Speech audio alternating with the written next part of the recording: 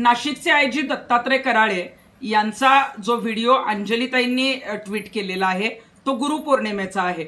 IG Dattatray Karale हे अशोक खरातला गुरु मानत होते आणि म्हणूनच ते वारंवार अशोक खरातला भेटायला जायचे।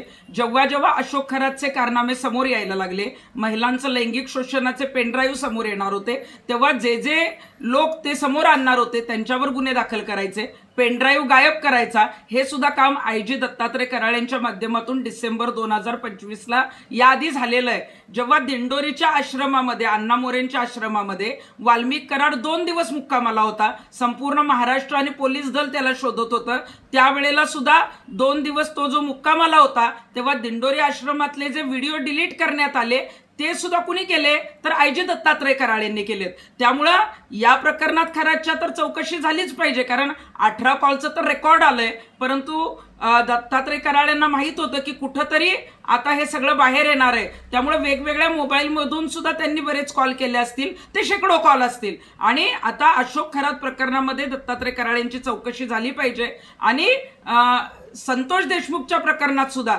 जेव्हा वाल्मिक कराडला लपवलं गेलं तेव्हा ते व्हिडिओ का डिलीट केले, ते पुरावे का पुसले गेले, या संदर्भात सुद्धा आयजी कराळेंची चौकशी होणं गरजेचं आहे। आणि मला आजच एका वरिष्ठ अधिकाऱ्याचा फोन आलेला होता की आयजी दत्तात्रय कराळे यांचा सेवेचा कालावधी 1.5 ते 2 महिने राहिलेला आहे, त्यामुळे 2 महिन्याच्या आत त्यांच्या विरोधात चौकशी लागू नये यासाठी जी आहे ती खटपट आणि ज्या पद्धतीनं काही सोर्स लावायचं आहे त्या पद्धतीचं काम जे आहे ते आयजी कराळेंचं सुरू आहे।